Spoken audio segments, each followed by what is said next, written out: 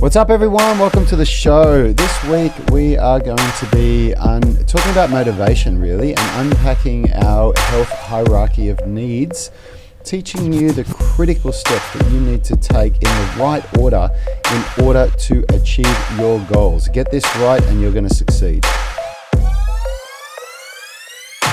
Welcome to the show this morning, guys. It's Tuesday morning here in Sydney, Australia. I am graced with the presence of my brother Rad across the table and Richie behind the mic as the voice of God.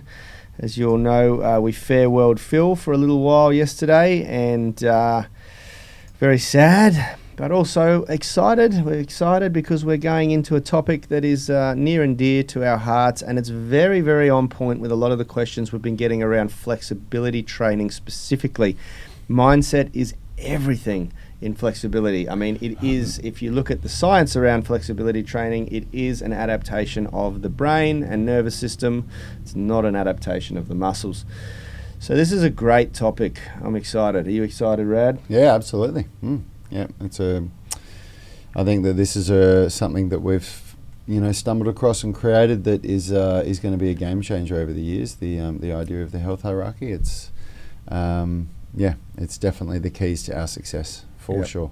Yeah, absolutely. And we're gearing up for a launch for our 28-day intensive program this weekend, kicking off with our Fast Growth Workshop on Saturday, where we deliver this content and... which, just before we start getting flooded with emails and questions, unfortunately is only for people that can attend Unity Gym. This is not an online course. This is for Unity Gym people only. So... Please, for now, we will make it an online course. We do plan to do it. Please save your time in emailing us and asking us if you can get this as an online thing. You won't be able to. Yeah, not just yet. We haven't quite got there yet. Morning, Lee. Morning, Daljit. Guys, before we get started, question of the day. I want you guys to have a really hard think about this. I want to see some good answers come up in the comments of the live stream. We want to know what your why is.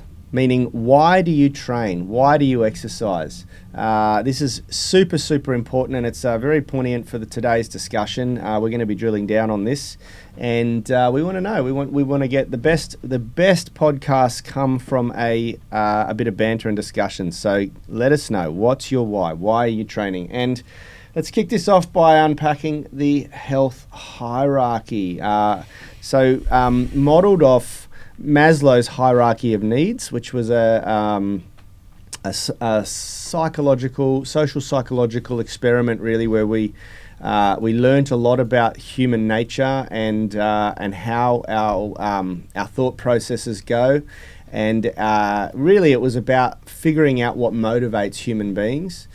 We noticed some correlations, Rad, Richard, and myself, in deploying this concept of Maslow's hierarchy of needs for life in general into exercise. And we noticed over the last we've got an accumulated close to 50 years experience coaching people, and we realized that there are priorities. There is a sequence, an order of things that you need to get right in order for people to achieve a high level of success in health, fitness, movement mastery, skills development, athletic ability, and the three of us noticed correlations between the people that were doing very, very well and similarities between people who fell short time and time again.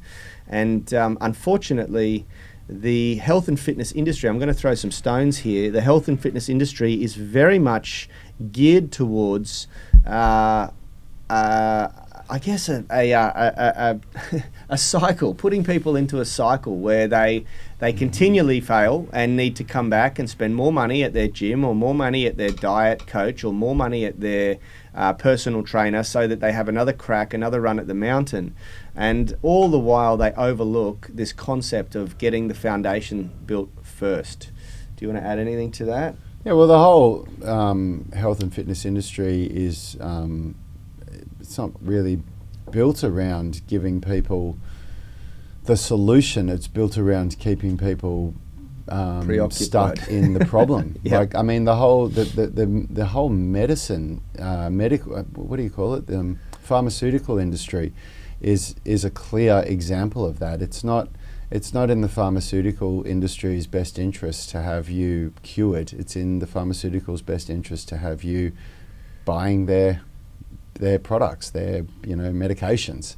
So the same kind of thing is with the health and fitness industry. There's this, I don't know if it was ever done intentionally, maybe it was, because it's good business if you create a business where people always have to keep coming back to you every year because they keep putting on the weight that they lost, And we're bucking the trend with that, where we're proclaiming that we're not a fat loss gym, so we are not targeting the masses. We're targeting a very specific person that is beyond that point and is ready for more with their training, is ready to go from good to great.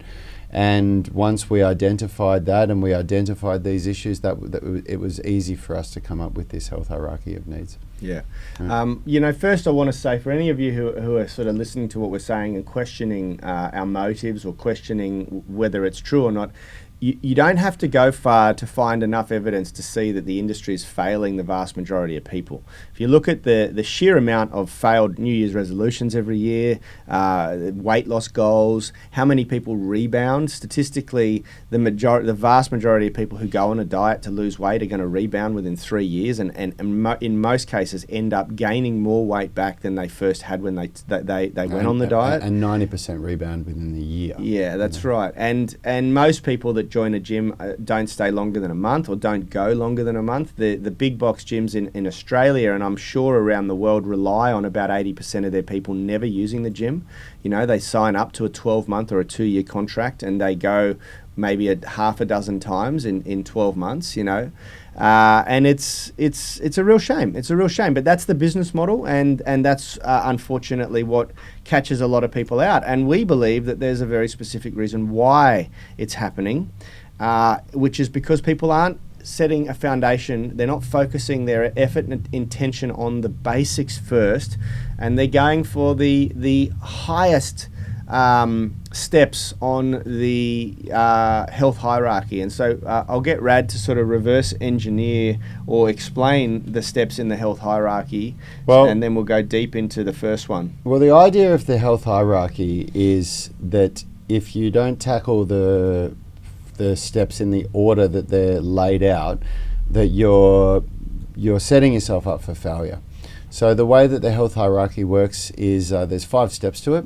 The first is motivation, where you need to turn your goals into a burning desire. The idea of a goal of wanting to lose 30 pounds or wanting to a fat or wanting to put on 10 pounds of muscle or wanting to get more flexible or wanting to learn a muscle up, that's great to get you started.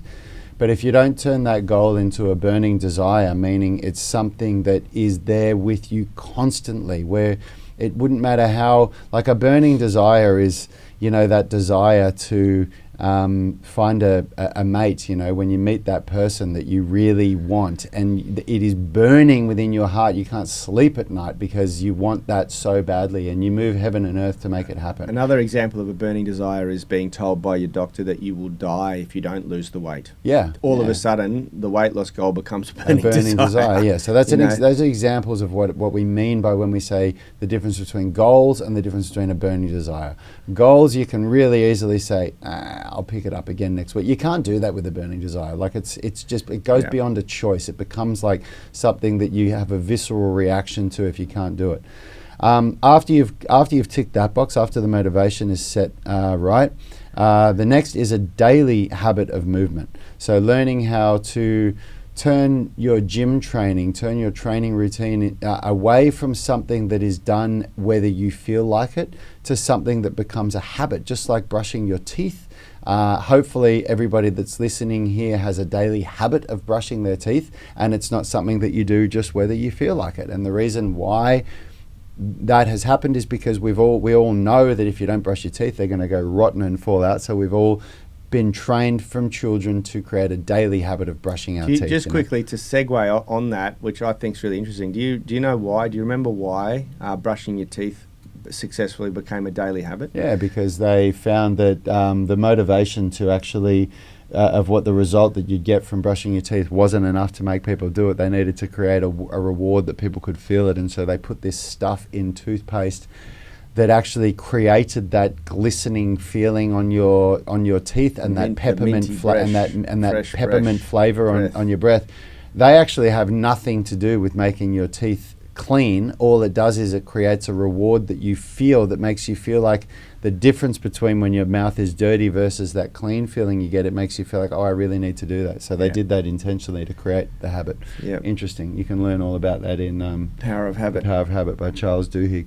So that's the second step, is to create a daily habit of movement. The third step is nutrition, is to get your nutrition right, and you need to eat in a way that optimizes performance rather than eating in a way that satisfies your taste buds. And again, it's about creating habits. Yep, it's about creating healthy nutritional habits. Yep. And the fourth step is physique. So creating an optimal physique that is going to be a healthy body. It's going to allow you to demonstrate strength, flexibility, fitness, and set you up for the fifth step, which is mastery, movement mastery. So learning how to do whatever your movement mastery goals are. It could be a handstand, it could be a double body weight squat, it could be doing the splits, it could be running a marathon, pain-free, whatever it is. It could be playing a sport at a high level. It could be regaining the strength and fitness and flexibility that you had 20 years ago. Everybody's got a different definition of mastery. It just means that the goal, the priority, the burning desire makes a shift from aesthetics and physique and being optimized in your body composition so that your power to weight ratio is really good, to moving to movement mastery. And it's a natural evolution. But if I dive in here and say, now that we've laid those out, motivation first, exercise habits second, healthy nutrition habits third, physique fourth, meaning that you don't worry about physique until you've nailed the first three: motivation, exercise habit, healthy nutrition habits, then physique, and then movement mastery. Can you see that there is a problem with the fitness industry by understanding now that there are three steps that need to be absolutely dialed in before you ever consider trying to focus on improving your physique? And where is the greater fitness industry focusing on? They're focusing on getting you to come in and focus on the fourth step, probably 95% of the industry, to focus on your physique. Like we're going to make you look a certain way, and that's where your goals should be. That's where your focus should be. Or a very small amount of people who have a higher maybe morals, set of standards, maybe just they're more in alignment with what we do. They're focusing on movement mastery. They're getting you, and this is what we did for a long time. This is where we failed. We focused on physique first for the majority of our careers, and then we decided that we wanted to shift what we did, and we focused on movement mastery, and that's what we focused on. People came in, and I immediately, Richard, Yanni, and me were telling them to focus on their movement mastery goals. But the reason why we changed all of this is because we did this for long enough, saw enough people fail at it, that what we did was we looked at ourselves. Yeah, it was Yanni that did this. Yanni came down and sat down with me and said, why do you, me and Richard get better results than everybody else? What is it about us that's special? Why do we do it? And what we identified is that we had unknowingly taken care of the first three steps without being aware that we'd done it. We had dialed in the first three, which we now call the foundation, which is building your foundation. And let's look at what happens. Obviously, no physique, no impressive physique is ever built without having a hell of a lot of motivation, or without having a daily exercise habit. I've never met a bodybuilder or a fitness model or a professional athlete, a gymnast, who doesn't train 5, 6, or 7 days a week. It is like a daily practice for those people who we aspire to, who we see in magazines and go, wow, the actors like Hugh Jackman, who transform themselves for Wolverine, and then we see pictures of them and go, that's what I want to look like. He did not get that physique without training 5 or 6 days a week. Some of them, like Dwayne Johnson, when he's preparing for a movie, train twice a day. Apparently Hugh Jackman had alarms going off at like 2 a.m. when he was training for to have his protein shakes. That's right, absolutely. So they're optimizing these things to such a high degree, and then we go and see that and make that our goal. and then think that we can get there without having an ingrained habit built in where it is unnatural for us not to get to the gym every day. Now, on top of that, no impressive physique is ever built without having really healthy nutrition habits. It's not about having to labor over intensive cooking and meal prep every week. It happens by habit because you've done it so much that it is now your norm. You've surrounded yourself, and we're going to go into all of these specifically one by one over the next few days, but you've surrounded yourself with a tribe of people who the behaviors that you need to cultivate are the norm. It is no longer an unnatural, unusual thing. You're not hanging out with a bunch of people every day that frown on you when you say, oh, I've got to do my meal prep, or I've got to make sure that I've cooked, or I don't want to go to Macca's for lunch because it's just not in alignment with my physique goals. This is all now healthy habits, okay?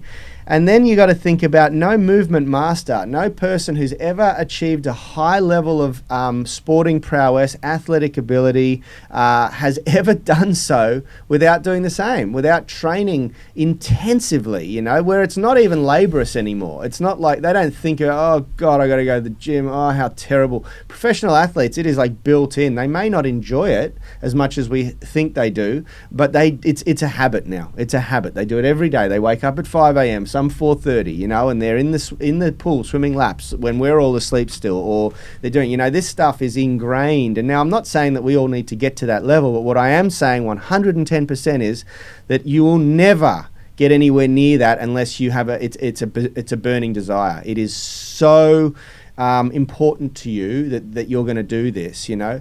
And so what we as an industry tend to do is we sit down with people and go, what's your goal? I want to lose 30 kilos. I want to look like that person. I want to bench press 100 kilos. I want to do, and these are all really great goals, but they're at the very top of the tree. And then we're like, okay, let's get you into the gym. You need to train 4 days a week. And we don't address any of the, you know, there's no focus, there's no effort, there's no intent on, okay, first things first, let's break it down. Why is that important to you? Because the fact of doing it, the task of doing it is not going to get you out of bed at 5 a.m. when it's pouring with rain and only 5 degrees outside. It's not going to get you out. It's not going to get you to the gym. And on top of that, if you haven't really dialed in your nutrition practices to support that, to support the recovery, you're not going to get there. You're going to end up running into problems, you know. And if you haven't built a habit around your exercise practice so that it's something that you just get up and instinctively do, you prepare your gym bag the night before, everything's dialed in, you're not going to get there. You're not going to get there. So that's where the focus needs to be first. Well, the fact that we've only got about a third of the viewers on this show, or half to a third than what we normally do, really highlights how much of a problem this is. Because when we do episodes that the title of the episode is clearly about something to do with movement mastery, everybody wants to know that. Yep. But people aren't understanding that the reason why they're not achieving their goals is because they haven't nailed these 3 steps first. Yep. And until they're nailed, you're going to get mediocre results at best. Yep. You really are. And you know, I can't speak for Richard and Yanni. I really can't. But I know that there's certain things that Yanni got right before I did, and there's certain things that I got right before he did. And unless you've got a different perspective on this, I think that I probably had the motivation and the burning desire thing stronger than you did earlier on. And I think that's probably what got me in certain areas ahead of you in certain things, because for me, my goals were forged at a very young age, and they were very, very clear. I wanted to have a high level of movement mastery. I idolized people like Jackie Chan and Jet Li and Bruce Lee, and it was so strong for me when I was younger. Yanni trained for different reasons. I don't know exactly what they were, but I know that it wasn't the same thing. I know you didn't have that same desire that I had for movement mastery. So for me, that got ticked off real quick. And then when that motivation was so clear for me, when it was so strong for me that I wanted to achieve these certain things, the daily habit of movement was a natural evolution, because the teachers that I was learning from were telling me, well, if you want to achieve this, you've got to train this much. And so that just became easy. The nutrition wasn't as easy. The nutrition took time, but there was just something within me that as I aged, when we became personal trainers and I started to learn about what was going on in the body, it just made sense that I would need to dial in my nutrition. And that's been an evolution for the last 17 years of being personal trainers. I'm still working to get better at my nutrition because I'm still trying to find what the balance is between what is going to be best for my body and what I can actually maintain. Not what I can just do for 2 weeks or a month, but what I can maintain for the rest of my life. And that's a constant back and forth. Yeah. You know, and then the physique goals that everybody's focused on, they're just a side effect. They just happen from those three things. So then my physique, for what we talk about, what you need to achieve with physique, is already taken care of, which is I'm at a healthy body fat percentage and I've got enough muscle mass on me to be able to work for the things that I want to work on. So all of these things are taken care of, which means I can focus on the thing that so many people want to focus on, which is movement mastery. Yep. I've set myself up properly to be able to just put my energy and focus on that top step, that fifth step, you know. And every now and then I got to circle back to motivation and nutrition. Every now and then that happens. You know, it happens to all of us. We have to sometimes remind ourselves. But it's very easy for me because the goals were turned into a burning desire such a long time ago. Yeah, absolutely. Yeah, absolutely. Yeah, and look, one of the things that we were talking about before this, you know, how do we add value to people that are listening to this? How do we make this relatable to people?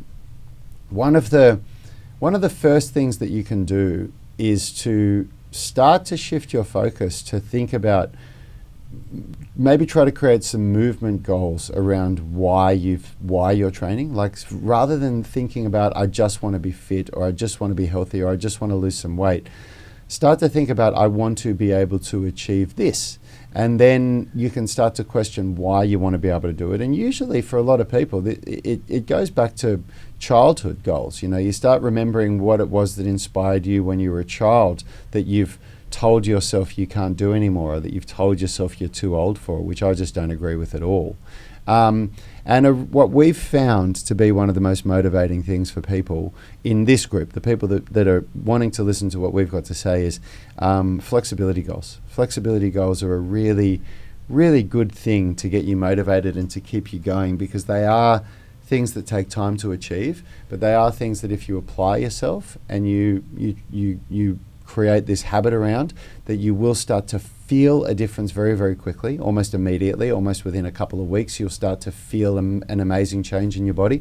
And then very shortly after that, you'll start to see a difference. You'll start to see that you have more range of motion and you are more flexible. Yeah. Yeah. The concept of flexibility is one of the things that we obviously we work with people a lot, and you know, when we talk about the fact that flexibility is so, there's so much of the adaptation of flexibility and the requirement of your training and perseverance is because it's overcoming the program that's been instilled in every cell in your body as you've lived your life. If you haven't used your body to its full capacity, if you haven't moved properly, then there's going to be a hell of a lot of restriction that's really, really ingrained in your body. It's not just in your brain, it's in every cell in your body. You know, every cell in your body is communicating with one another. And it can, for some people who haven't practiced flexibility training at a young age, it can take quite a long time, quite a long time. We've seen dramatic changes in our tribe here at the gym after about a year, after about 12 months. But if you tell people, okay, we field questions on a daily basis, whether it's through the Movement Mastermind group, the online coaching group, or our YouTube channel, and the emails, the Inner Circle emails that I send out. I get responses all the time. And the notion really is that what do I do? What can I do to achieve A, B, C, or D flexibility goal in the next month, in the next 2 months, in the next 3 months? And unfortunately, the reality is that there's a likelihood that you're not going to see much improvement in those time frames, unless you were already flexible and you're regaining what you've lost. Then it can be a matter of just getting the body moving again, and you'll start to see really big results. But for most people, you're going to be doing something that's not yielding a tangible result for months. And then all of a sudden you start to see these breakthroughs. And so if you're one of those people who sees the need to improve your flexibility, whether it be to manage pain, whether it be to improve your performance, it is, I mean, and gaining flexibility is directly correlated to mortality. Now, they've done lots of tests and found that if you're more flexible and more mobile, then you've got much lower risk of falling and breaking something as you age, and which raises your life expectancy substantially. You know, there's been some good research on that. So I believe that everyone should be prioritizing mobility and flexibility, whether it's just to live longer, but I like to do it for performance and how I feel. But you need to understand that, like, if you haven't turned that little goal of getting flexible into a burning desire and really drilled down on your why is it important to you? Is it health? Is it performance? Is it to set a good example for your kids, for your family? Is it to be able to move and run around and keep up with your children? Why is it important to you? If you haven't done that, then when you start to really experience the true journey of the path of getting flexible, and it turns out to be longer than you first expected, geez, your why better be important to you, because otherwise you're going to be one of the probably 90% of people who quit, you know, and fail to achieve those flexibility goals. And it's just such a shame, because we've got an industry telling people that they should be able to get results in 12 weeks, and building that expectation that if you transform yourself in a month or 2 months or 3 months, and that's just not how it works for most people. Yeah, it's just not how it works for most people. It's not how it works for most people in flexibility, certainly, but it's also not how it works for a lot of people in weight loss, in physique transformation, in strength. You know, Yep. Everyone who you're aspiring to and who you use as your idols, who you idolize, they've all been doing it for decades. You know. Not just a few months. Yep. And we need to get our mindset right. We need to learn to overcome the reasons why we self-sabotage, which is what we're going to go into deeply tomorrow. But the first thing that you guys need to understand is that there is a hierarchy of needs, and the people that are getting this right are getting it right because, whether they've done it subconsciously or not, like us, they have built a foundation of really, really driven motivation, driven by a burning desire, and then they understood how to break that burning desire and their goals into a strategy that they know will get them to their goal, to a high level of success, and then they've focused on creating habits around exercise and nutrition that are just so automated and subconscious now that they don't have to think about it. Now they can just focus on the bigger picture stuff, you know, and the bigger picture stuff happens so much with less effort once those two things are sorted. Yes, Lee Clements, Maslow. It's Maslow's hierarchy of needs that this has been modelled off. The people that you're looking up to on the internet for fitness goals or health goals or movement mastery goals, they've all been training for years. No one that you're looking up to has been training for months. They've all been training for years. And if you're going to train for years and keep it going, then you better get your motivation right now, because otherwise you won't be training for years. Yeah. Or it'll just be an up and down thing, you know, that never really achieves the results. So trust us when we say this. Nail this step first. Yeah, what Lee said here is very on point, which is needs to become a lifestyle, not a fitness fad.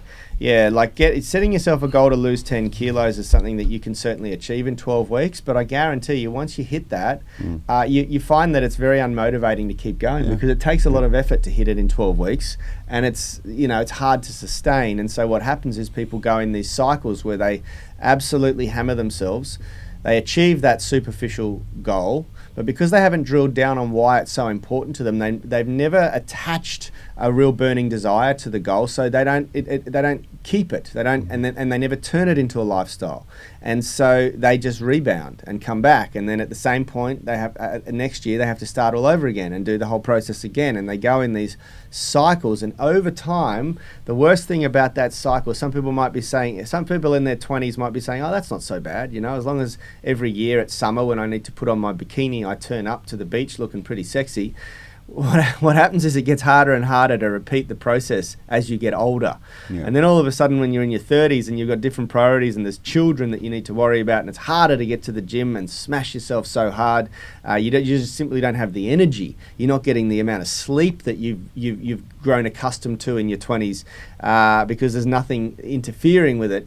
All of a sudden you go, oh my God, my process isn't working anymore. I'm unable to transform myself in 12 weeks in time for summer, and all of a sudden it just gets harder and harder and harder, and things start to fall apart. And then on top of all of that, your health starts to become a problem because you're yo-yoing every bloody year, and you're not actually creating, as Lee's put it, a healthy lifestyle filled with behaviours that are long-term sustainable. Yep. All right, guys, that's all we got time for today. Thanks for tuning in. If you're listening to the podcast or watching on YouTube, make sure you jump over and join our private Facebook group, or our public Facebook group, the UMS Movement Mastermind, where we record these shows live and answer your questions and interact with you.